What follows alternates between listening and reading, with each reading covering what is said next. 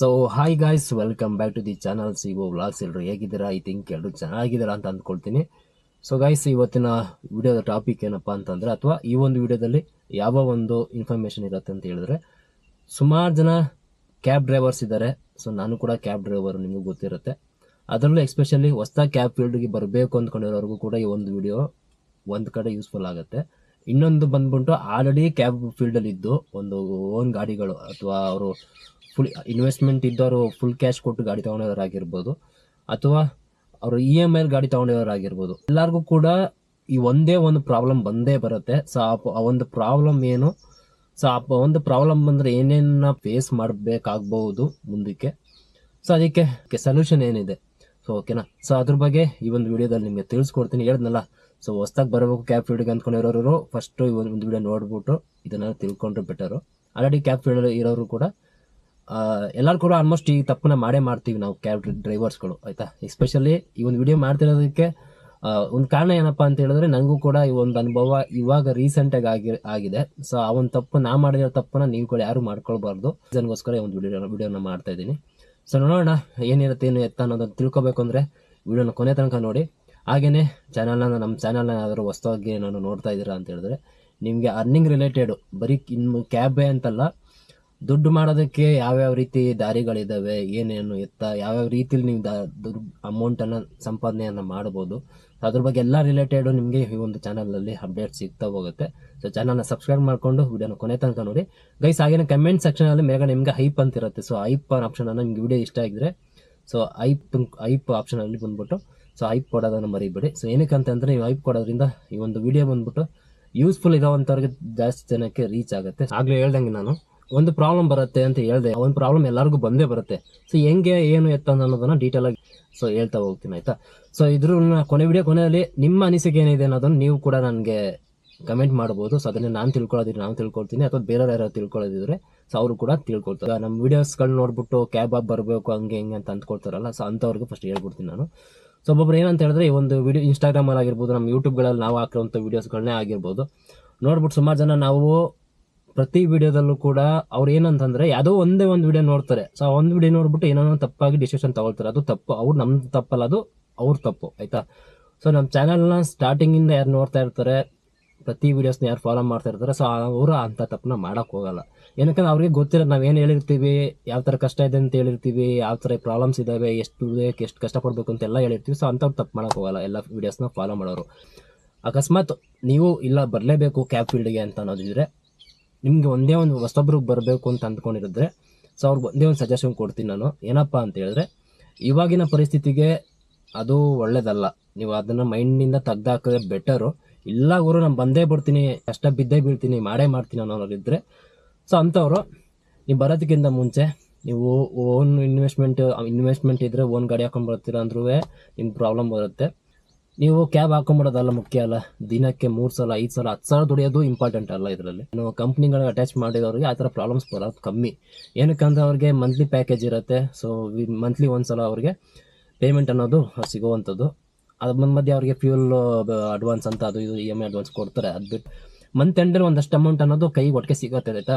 So ಅವ್ರಿಗೆ ಏನೂ ಅನಿಸಲ್ಲ. ಎಸ್ಪೆಷಲಿ ಕ್ಯಾಬ್ ಹಾಕ್ಕೊಂಡು ಅಗ್ರಿಗೇಟರ್ ಆ್ಯಪ್ಗಳಲ್ಲಿ ಡ್ಯೂಟಿ ಮಾಡ್ತೀವಿ ಅನ್ನೋರು ಯಾರು ಇದ್ದೀವಿ ಅಂತಂದರೆ, ಸೊ ನಾವೆಲ್ಲರೂ ಒಂದು ತಲೆ ಇಟ್ಕೊಳ್ಬೇಕಾಗಿರೋದು ಏನಪ್ಪ ಅಂತಂದರೆ, ಇಲ್ಲಿ ಪ್ರತಿದಿನ ದುಡಿಯೋದು ಅಮೌಂಟ್ ಬಂದ್ಬಿಟ್ಟು ದಿನ ನಮ್ಮ ಕೈಗೆ ಬಂದು ಸೇರುತ್ತೆ, ನಮ್ಮ ಅಕೌಂಟಿಗೆ ಬಂದು ಸೇರುತ್ತೆ, ಆಯಿತಾ.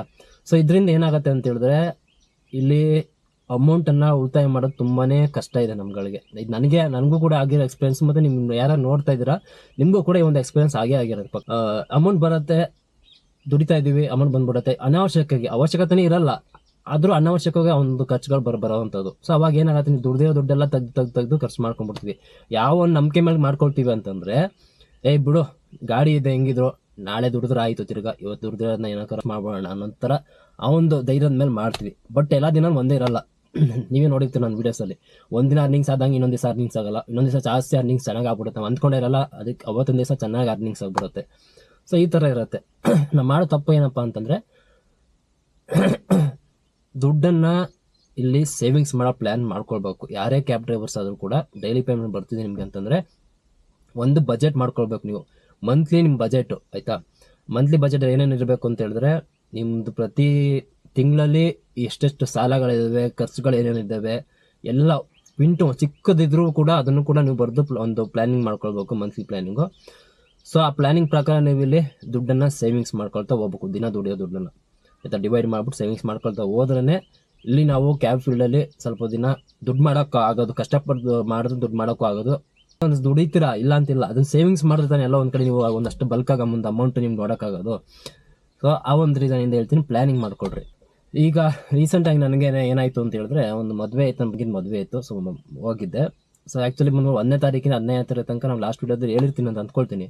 ಸೊ ಅಷ್ಟು ದಿನದಲ್ಲೇ ನನಗೆ ತುಂಬ ಕಮಿಟ್ಮೆಂಟ್ ಲೈನ್ ಆಗಿದೆ. 1ನೇ ತಾರೀಕಿಂದ 15ನೇ ತಾರೀಕು ತನಕ ನನಗೆ ಲೈನಾಗಿ ಕಮಿಟ್ಮೆಂಟ್ಗಳಿದ್ದಾವೆ. ಲೈನಾಗಿ ನಾನು ಕ್ಲಿಯರ್ ಮಾಡ್ಕೊಳ್ತಾ ಹೋಗಲೇಬೇಕು 15ನೇ ತಾರೀಕು ತನಕ, 15 ದಿವಸ. ಸೊ ಮದುವೆ ಬಂದ್ಬಿಟ್ಟು ಒಂದು ಟೈಮಲ್ಲೇ ಬಿದ್ದಿದ್ದರಿಂದ ಹೋಗಲೇಬೇಕಾಯ್ತು, ಅನಿವಾರ್ಯ ಕಾರಣ. ಇವಾಗ ಬಂದ್ಬಿಟ್ಟು ಸ್ವಲ್ಪ ಇಕ್ಕಟ್ಟಾಗೋಯ್ತು. ಏನಕ್ಕೆ ಅಂತ ಹೇಳಿದ್ರೆ, ಕಮಿಟ್ಮೆಂಟ್ಗಳಿಗೆ ಸ್ವಲ್ಪ ಅಡ್ಜಸ್ಟ್ಮೆಂಟ್ ಆಗಲಿಲ್ಲ, ಅಮೌಂಟ್ ಮಾಡೋಕ್ಕಾಗಲಿಲ್ಲ. ಈಗ ಒಂದು ಏನು ಹೇಳ್ತೀನಿ ಅಂತ ಹೇಳಿದ್ರೆ, ಯಾರೇ ಆದರೂ ಕೂಡ ಇಲ್ಲಿ ನೀವು ಪ್ರತಿ ತಿಂಗಳು ಸೇವಿಂಗ್ಸ್ ಏನು ಮಾಡಬೇಕು ಅಂತ ಹೇಳಿದೆ ಗೊತ್ತಾ, ಅದ್ರ ಜೊತೆಗೆ ನಿಮ್ಮ ಅಕೌಂಟಲ್ಲಿ ನಿಮ್ದಲ್ಲ ಅಂತ 30,000 ರಿಂದ 50,000 ರೂಪಾಯಿ ಅಕೌಂಟಲ್ಲಿ ನಿಮ್ದಲ್ಲ ಅನ್ನೋ ಥರ 30,000 ರಿಂದ 50,000 ರೂಪಾಯಿ ಇರಲೇಬೇಕು. ಏನಕ್ಕೆ ಅಂತ ಹೇಳ್ತೀನಿ ಕೇಳಿಸ್ಕೊಳ್ಳಿ. ಅದು ನಮ್ಮ ಕ್ಯಾಬ್ ಫೀಲ್ಡಲ್ಲಿ ಬಂದ್ಬಿಟ್ಟು ಯಾವ ಟೈಮಲ್ಲಿ ಏನಾಗುತ್ತೆ, ಗಾಡಿ ಯಾವ ಥರ ಕೈ ಕೊಡುತ್ತೆ, ಇಲ್ಲ ನಾವು ರೋಡಲ್ಲಿ ಹೋಗ್ತಾ ಇರ್ತೀವಿ, ನಾವೇ ಹೋಗಿ ಇನ್ನೊಬ್ಬಂಗೆ ಗೊತ್ತೀವೋ, ಇನ್ನೊಬ್ಬನೇ ಬಂದು ಅವನೇ ಬಂದು ನಮ್ಮ ಗಾಡಿಗೆ ಗೊತ್ತಾನೋ. ಸೊ ಈ ಥರ ಪ್ರಾಬ್ಲಮ್ಸ್ಗಳು ಆಗೋದು ಸಹಜ ಆಯಿತಾ. ನಿಮ್ಮದೇ ತಪ್ಪಿದ್ರೆ ನೀವೇ ಮಾತುಕತೆಗಾಗಿ ಸೆಟ್ಲ್ಮೆಂಟ್ ಮಾಡೋವಂಥ ಅವಶ್ಯಕತೆ ನಿಮಗೆ ಬರ್ಬೋದು ಆಯಿತಾ. ಇಲ್ಲ ಗಾಡಿ ಅನಾವಶ್ಯಕವಾಗಿ ಗಾಡಿ ಏನಾದರೂ ಪ್ರಾಬ್ಲಮ್ ಹೇಳೋಕ್ಕಾಗಲ್ಲ. ಇಂಥದ್ದು ಗಾಡಿ ಹೇಳ್ಬಿಟ್ಟೆ, ನೋಡಪ್ಪ ನಾ ಇವಾಗ ಈ ಥರ ಕೆಟ್ಟೋಗ್ತಾ ಇದ್ದೀನಿ, ಈ ಥರ ಪ್ರಾಬ್ಲಮ್ ಆಗಿದೆ ನನಗೆ, ಈ ಥರ ಆಗತ್ತೆ ಅಂತ ಗಾಡಿ ಹೇಳ್ಬಿಡಲ್ಲ. ಸೊ ಯಾವ ಟೈಮಲ್ಲಿ ಆಗುತ್ತೆ ಅಂತ ನಮಗೂ ಗೊತ್ತಿರಲ್ಲ. ಸೊ ಅದಕ್ಕೆ ಹೇಳೋದು, ನಿಮ್ಮ ಹತ್ರ 30,000 ರಿಂದ 50,000 ರೂಪಾಯಿ ಸೆಕ್ಯೂರಿಟಿ ಡೆಪಾಸಿಟ್ ಅಂತ ನಿಮ್ದೆಲ್ಲ ಅನ್ನೋ ಥರದಲ್ಲಿ ಬಿದ್ದಿರ್ಬೇಕು ಅಕೌಂಟಲ್ಲಿ ಆಯಿತಾ. ಅದು ಯಾವುದಕ್ಕೂ ನೀವು ಅಂದರೆ ಖರ್ಚು ಮಾಡೋಕ್ಕೆ ಹೋಗ್ಬಾರ್ದು. ಹೊಸೊಬ್ರು ಬರೋರಾಗಿದ್ರು ಅಷ್ಟೇ, ಇದನ್ನ ತಲೆ ಇಟ್ಕೊಂಡು ಬನ್ನಿ ಬರೋದಿದ್ರೆ. ಇಲ್ಲ ಆಲ್ರೆಡಿ ಕ್ಯಾಬ್ ಫೀಲ್ಡಲ್ಲಿ ಇದ್ದೀವಿ ಅಂತಂದರೆ ಕೂಡ ಸೇವಿಂಗ್ಸ್ ಮಾಡ್ತಿಲ್ಲ, ಅಲ್ಲಿ ದುಡಿತೀವಿ, ಅಲ್ಲಿ ಖರ್ಚು ಮಾಡ್ತಾ ಇದೀವಿ ಅನ್ನೋ ಥರದಲ್ಲಿ ಯಾರಿಗಿದ್ರೆ ಸೊ ದಯವಿಟ್ಟು ಇದನ್ನು ತಲೆ ಇಟ್ಕೊಳ್ಳಿ. ಏನಕ್ಕಂತಂದರೆ ಹೇಳೋಕ್ಕಾಗಲ್ಲ ಗೈಸ್, ಯಾರ ಹತ್ರನೂ ಕೈ ಚಾಚಕ್ಕಂತೂ ಹೋಗೋಕ್ಕಾಗಲ್ಲ. ಈಗ ನಾವು ಏನಕ್ಕೆ ಕ್ಯಾಬ್ ಫೀಲ್ಡಿಗೆ ಬಂದಿರ್ತೀವಿ ಅನ್ನೋದು ಒಂದಷ್ಟು ಜನ ಕ್ಯಾಬ್ ಅವ್ರಿಗೆ ಗೊತ್ತಿರುತ್ತೆ, ಬೇರೆ ಕಡೆ ಸಂಬಳಕ್ಕೆ ಹೋಗದೆ ಏನಕ್ಕೆ ಬಂದಿರ್ತೀವಿ ಅಂತ ಆಯಿತಾ. ಸುಮಾರು ಜನ ಮಾತಾಡ್ಬೋದು ವೈಟ್ ಬೋರ್ಡ್ ಹಂಗೆ ಹೆಂಗೆ ಅಂತ. ವೈಟ್ ಬೋರ್ಡ್ ಹಾಕೋಣ ಅವ್ನು ಯಾವನು ಗಂಡಸಲ್ಲ. ವೈಟ್ ಬೋರ್ಡ್ ಕಾಡ್ತಾವನ್ನ ನಮ್ಮ ಮನೆ ಮುಂದೆ ನಿಲ್ಸ್ಕೊಂಬಿಟ್ಟು ಅವ್ನು ಯಾವನು ಗಂಡಸಾಗಲ್ಲ ಆಯಿತಾ. ನಾವು ತಾಕತ್ತಿದ್ರೆ ಎಲ್ಲೋ ಬೋರ್ಡ್ ಗಾಡಿನ ಹಾಕ್ಕೊಂಡು ಪ್ರತಿ ವರ್ಷ ಟ್ಯಾಕ್ಸ್ಗಳು ಕಟ್ಕೊಂಡು, ಗಾಡಿ ಸರ್ವಿಸ್ಗಳು ಮಾಡಿಸ್ಕೊಂಡು, ಗಾಡಿ ಮೇಂಟೆನೆನ್ಸ್ ಮಾಡಿಕೊಂಡು, ನಿಮ್ಮ ಒಂದು ಖರ್ಚನ್ನ ಮತ್ತು ಮನೆಯವ್ರ ಖರ್ಚನ್ನ ನಿಮ್ಮ ಮೇಲೆ ಡಿಪೆಂಡ್ ಆಗಿರೋ ಅವ್ರನ್ನ ನೋಡ್ಕೊಳ್ಳೋದಿದೆಯಲ್ಲ, ಎಲ್ಲೋ ಬೋರ್ಡ್ ಹಾಕೊಂಡು, ನಿಜವಾಗ್ಲೂ ಗ್ರೇಟು. ನಮ್ಮ ಎಲ್ಲೋ ಬೋರ್ಡ್ ಕ್ಯಾಬ್ ಡ್ರೈವರ್ಸ್ ನಿಜವಾಗ್ಲೂ ಗ್ರೇಟು. ಸೊ ಅಂಥವ್ರ ಬಗ್ಗೆ ಯಾವನೇ ಮಾತಾಡ್ತಾನಂದರೆ ಅವ್ನಿಗೆ ತಲೆ ಸರಿಯಾಗಿಲ್ಲ ಅಂತ ಅಷ್ಟೇ.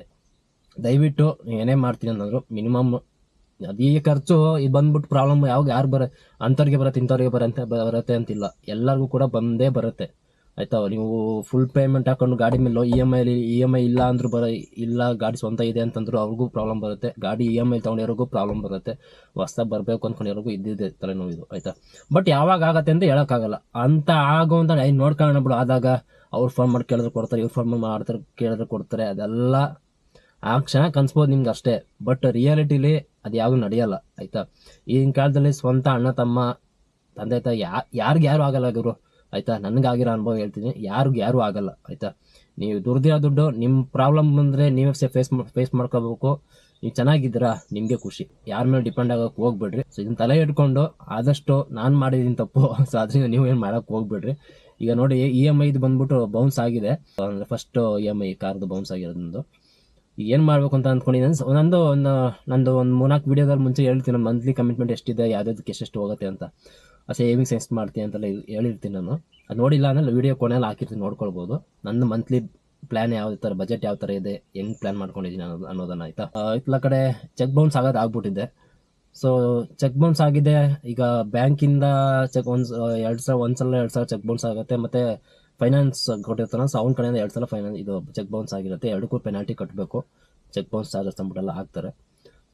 ಈ ಸದ್ಯಕ್ಕೆ ಹಂಗಿರು ಹಾಕಿದಾರಲ್ಲ, ಸುಮ್ಮನೆ ಯಾಕೆ, ಇನ್ನೂ ಟೈಮ್ ಇದ್ದೇ ಇರುತ್ತೆ.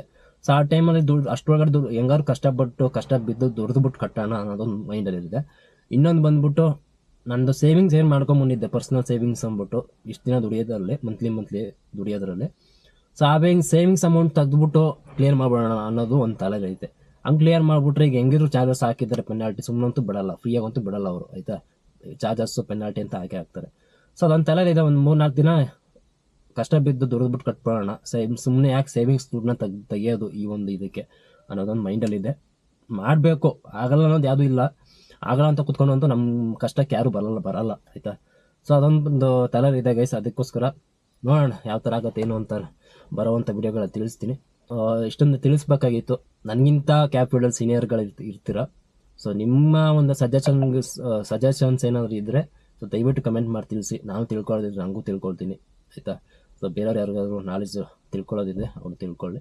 ಸೊ ವಿಡಿಯೋನಿಗೆ ಏನು ಮಾಡ್ತೀನಿ. ಸೊ ವಿಡಿಯೋ ಬಗ್ಗೆ ಏನು ಅನ್ನಿಸ್ತು ಅನ್ನೋದನ್ನು ಕಮೆಂಟ್ ಮಾಡೋದನ್ನು ಮರಿಬೇಡಿ ಗೈಸ್. ಹಾಗೆಯೇ ನಿಮ್ಮ ಸ್ನೇಹಿತರು ಕ್ಯಾಬ್ ಇಟ್ಕೊಂಡು ಪ್ರತಿ ಸಲ ನಿಮ್ಮ ಹತ್ರ ಕಾಸು ಕೇಳ್ತಾರೆ, ಅವ್ರ ಹತ್ರ ಗಾಡಿ ಇದೆ, ಅವರು ಡ್ಯೂಟಿ ಮಾಡ್ತಾರೆ, ಬಟ್ ಆದರೂ ನಿಮ್ಮ ಹತ್ರ ಕಾಸು ಕೇಳ್ತಾರೆ ಅನ್ನೋಂಥ ಫ್ರೆಂಡ್ಸ್ ಯಾರು ಇದ್ದರೆ ಸೊ ಅಂಥವ್ರಿಗೆ ಒಂದು ವಿಡಿಯೋನ ಶೇರ್ ಮಾಡೋದು ಮರಿಬೇಡಿ.